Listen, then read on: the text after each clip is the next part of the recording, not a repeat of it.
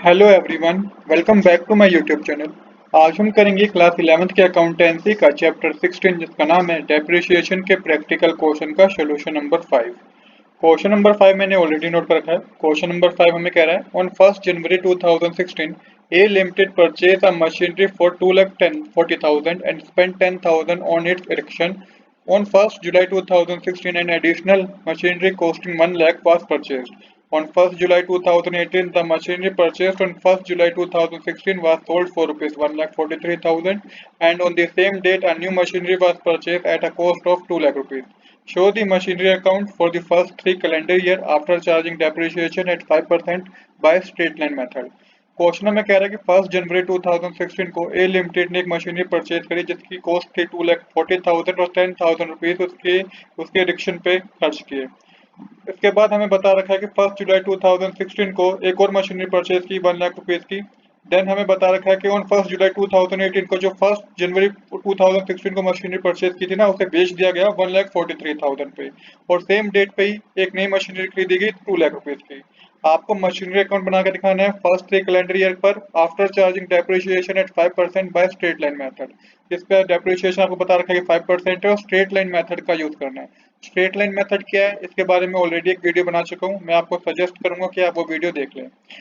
Basically straight line method में होता क्या है कि आपको जो अमाउंट होता है, जो परचेज अमाउंट होता है मशीनरी का, उस पर ही आपको क्या लगाना है, उस पर आपको डेप्रिसिएशन लगाना है। और डेप्रिसिएशन फिक्स नेचर का होता है, वो बार बार चेंज नहीं होता। जो आपने एक बार डेप्रिसिएशन लगा दिया ईयर का, वही आपको हर साल में लेना होता है। इसे ही हम स्ट्रेट लाइन मेथड बोलते हैं।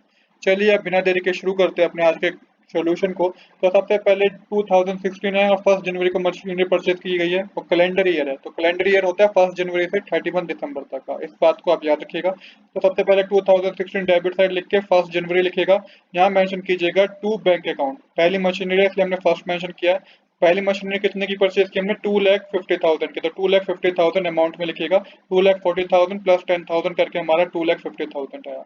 इसके बाद अब क्या करना है आपको, इसके बाद सेम ईयर में ही एक मशीनरी और परचेज की गई जो कि 1 जुलाई 2018 को परचेज, तो जो कि 1 जुलाई 2016 को परचेज की गई थी 1 लाख रुपीज की। तो यहाँ मेंशन कीजिएगा to bank account. Second machinery है इसलिए हमने सेकंड लिखा और कितने रुपीज की थी 1 लाख रुपीज की। तो एक साल में दो मशीनरी परचेज की गई है। एक उसको हमने पहली मशीनरी को 1 जनवरी पे नोट किया और दूसरी मशीनरी को हमने 1 जुलाई पे नोट किया। 2,50,000 की फर्स्ट मशीनरी थी और 1 लाख रुपीज की सेकंड मशीनरी थी। अब आपको डेप्रिसिएशन कैलकुलेट करना है, तो डेप्रिसिएशन देखिए किस तरीके से कैलकुलेट होगा। तो यहाँ पहले सबसे पहले आपको क्या करना होगा, आपको मेंशन करना है फर्स्ट मशीनरी की कॉस्ट जो कि 2,50,000 मल्टीप्लाई कर दीजिए 5/100। यहाँ पे मैं क्यों मंथ ऐड नहीं कर रहा हूँ, क्योंकि 1 जनवरी को परचेज की गई और 31 दिसंबर तक इसका पूरा कैलकुलेट होगा। तो यहाँ पे क्या होगा कि पूरा साल का आपको डेप्रिसिएशन लगाना है। तो यहाँ पे कैलकुलेट करने पे आपके पास आएगा 12,500। तो फर्स्ट मशीनरी पे जो डेप्रिसिएशन आया 12,500, इसे आप याद रखिएगा। इसके बाद सेकंड मशीनरी है 1 लाख रुपीज की, जिसपे भी आपको 5% का डेप्रिसिएशन लगाना है। पर यहाँ पे आपको मंथ कैलकुलेट करने हैं क्योंकि सेकंड मशीनरी परचेज की गई थी 1 जुलाई को। तो यहाँ पे मल्टीप्लाई मेंशन करके 6/12 कीजिएगा। इसको सोल्व करके आपके पास आएगा 2,500। तो यहाँ पे आपके पास दोनों मशीनरी का डेप्रिसिएशन पता है आपको, तो क्रेडिट साइड आपको मेंशन करना है bye depreciation account. First machinery पे 12,500 का डेप्रिसिएशन है, सेकंड मशीनरी पे 2,500 का डेप्रिसिएशन है जो कि 6 मंथ के लिए है, इसलिए हमने यहाँ पे 4 6 मंथ लिखा। दोनों को प्लस करके अमाउंट के कॉलम में आ जाएगा 15,000। इसके बाद फिर आप 31 दिसंबर लिखिए। यहाँ पे आपको क्या करना है, आपको बाय बैलेंस कैरी डाउन करना है। 12,500 को माइनस कीजिएगा 2,50,000 में से, जो ये आपके पास 2,37,500 आएगा। सेम इसी तरीके से 2,500 को 1 लाख में से माइनस कीजिएगा। यहाँ पे आपके पास 97,500 आएगा। प्लस करके आपको अमाउंट के कॉलम में लिख देना है जो कि 3,35,000 आएगा। यहाँ पे हमारी डेबिट साइड और क्रेडिट साइड क्या हो जाएगी, दोनों इक्वल हो जाएगी। अब यहाँ पे एक बात ये समझिए कि जो सेकंड मशीनरी पे हमने डेप्रिसिएशन लगाया था ना, वो 6 मंथ के लिए था, इसलिए 2,500 आया। अगर ये पूरा पूरा ईयर के लिए लगाते हैं हम तो ये 5,000 रुपीज आता। आई होप कि आपको यहाँ तक कोई डाउट नहीं होगा कि हमने 6 मंथ के लिए डेप्रिसिएशन यहाँ पे क्यों लगाया। अब करते हैं हम सेकंड ईयर को बनाएंगे। अब हम तो सेकंड ईयर में सबसे पहले अब क्या करना होगा, यहाँ पे डेट मेंशन कीजिएगा 2017 1 जनवरी। जो आपने बैलेंस कैरी डाउन किया था वो बैलेंस आपको ब्रो डाउन करना होगा। तो यहाँ पे मेंशन कीजिएगा to balance brought down first machinery की जो कॉस्ट है वो है 2,37,500 रुपीज और सेकंड मशीनरी की कॉस्ट है 97,500 रुपीज, जो कि आपने अपने क्रेडिट साइड को इसको क्या किया था, कैरी डाउन किया था। अब नेक्स्ट ईयर के लिए आपने ब्रो डाउन कर दिया, टोटल अमाउंट में लिख दीजिएगा 3,35,000। इसके बाद हमें क्या करना है, इसके बाद फिर हमें डेप्रिसिएशन कैलकुलेट करना है, तो 2007 लिख के 31 दिसंबर लिखिएगा, यहाँ पे बाय डेप्रिसिएशन अकाउंट लिखिएगा। तो पहली मशीनरी का तो डेप्रिसिएशन उतना ही रहेगा जितना आपने कैलकुलेट किया था 12,500। सेकंड मशीनरी का जो डेप्रिसिएशन होगा ना वो 5,000 होगा। 5,000 क्यों होगा इसको समझिए, क्योंकि पहली बार जब हमने कैलकुलेट किया था 1 लाख का डेप्रिसिएशन, 1 लाख वाली मशीनरी पे जब हमने डेप्रिसिएशन कैलकुलेट किया था तो हमने मंथ भी ऐड किए थे। अब यहाँ में मंथ ऐड करने की जरूरत नहीं है, क्यों नहीं है, क्योंकि यहाँ पे जो डेट है 1 जनवरी है और 1 जनवरी से 31 दिसंबर तक पूरा साल होता है। और 1 लाख पे जब आप 5% कैलकुलेट करेंगे डेप्रिसिएशन तो ये 5,000 ही आएगा। आई होप कि आपको कोई डाउट नहीं होगा कि पहले ईयर में हमने 2500 क्यों लिखा और अब हम 5,000 क्यों लिख रहे हैं सेकंड मशीनरी पे। अब प्लस करके आप अमाउंट के कॉलम में मेंशन कर दीजिए, ये आपके पास 17,500 आएगा। इसके बाद आपको 31 दिसंबर लिख के लिखना है बाय बैलेंस कैरी डाउन। तो 12,500 को 2,37,500 में से माइनस करेंगे तो 2,25,000 आएगा और 5,000 को 97,500 में से माइनस करेंगे तो ये आपके पास 92,500 आएगा।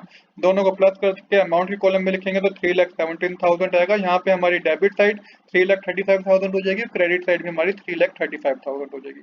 अब करेंगे हम थर्ड ईयर। अब थर्ड ईयर को समझना बहुत इंपॉर्टेंट है, क्योंकि क्या हुआ थर्ड ईयर में कि जो पहली मशीनरी थी ना उसको बेच दिया गया 1,43,000 पे। तो सबसे पहले जो आपने कैरी डाउन किया था उसे ब्रो डाउन कर लीजिए, 1 जनवरी 2018 लिख के टू बैलेंस ब्रो डाउन लिख के 2,25,000 फर्स्ट मशीनरी की कॉस्ट है और 2,92,500 सेकंड मशीनरी की कॉस्ट है। ये डेप्रिसिएशन लगने के बाद अभी तक मशीनरी की जो कॉस्ट है वो आपके सामने है। पहली मशीनरी 2,25,000 की है और दूसरी मशीनरी 92,500 की है। जब आपने कैरी डाउन को ब्रो डाउन कर लिया 2018 ईयर में, अब यहाँ पे अमाउंट में टोटल लिख दीजिए जो कि 3,17,500 है।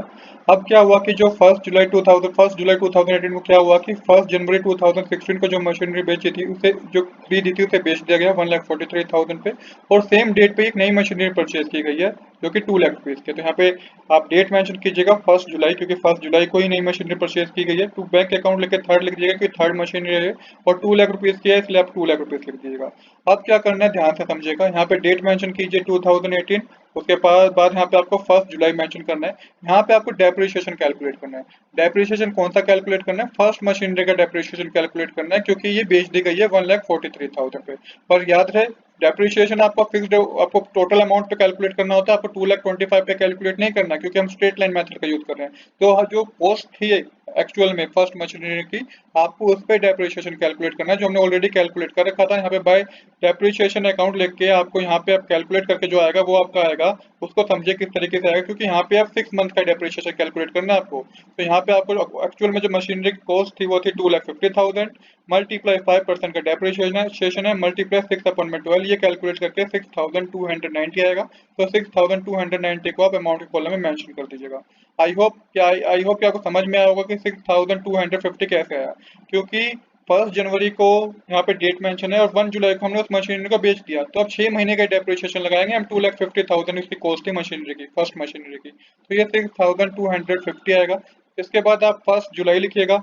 1 जुलाई लिख के यहाँ पे आपको मेंशन करना है by bank account. By bank account क्यों, क्योंकि सेल कर दी गई है, तो बाय बैंक अकाउंट में करके आपको मेंशन करना है कितना अमाउंट के सेल, कितने अमाउंट को पे बेच दिया गया है फर्स्ट मशीनरी को, 1,43,000 पे बेच दिया गया। तो 1,43,000 ही आपको अमाउंट के कॉलम में मेंशन करना है।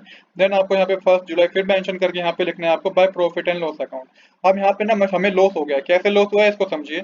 देखिए एक्चुअल में जो मशीनरी की अभी भी कॉस्ट है ना 1 जुलाई तक जो भी कॉस्ट है मशीनरी की वो अभी कितनी है इसको समझिए। तो एक्चुअल कॉस्ट अभी भी जो मशीनरी की है वो है 2,25,000 माइनस 6,250 जो डेप्रिसिएशन है इसे माइनस कर देंगे तो 2,18,750 रुपीज अभी भी इस मशीनरी की कॉस्ट है।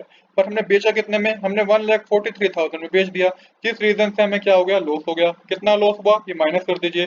तो 2,18,750 में से 1,43,000 माइनस करेंगे तो 75,750 का लॉस हो गया। तो इसको ही आपको मेंशन करना है 75,750 का। अब यहाँ पे फर्स्ट मशीनरी का काम हमारा खत्म हो गया, अब हमारे पास है सेकंड मशीनरी और थर्ड मशीनरी। अब यहाँ पे आपको डेट मेंशन करनी है 31 दिसंबर और मेंशन करना है बाय डेप्रिसिएशन अकाउंट। और सेकंड मशीनरी का डेप्रिसिएशन सेम ही रहेगा जो कि हमने कैलकुलेट किया था सेकंड ईयर में 5000 पे, क्योंकि 1 जनवरी से 31 दिसंबर तक पूरा साल का कैलकुलेट होगा, तो ये 5000 रुपीज रहेगा।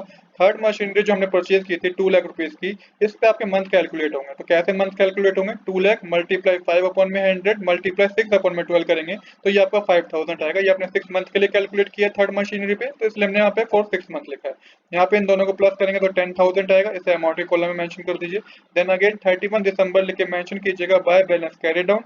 यहाँ पे बाय बैलेंस कैरी डाउन करके 5000 को जब आप 92,500 में से माइनस करेंगे तो 87,500 आएगा। और जब 5000 को आप 2 लाख में से माइनस करेंगे तो ये 1,95,000 आएगा। यहाँ पे आपके अमाउंट में आ जाएगा 2,82,500।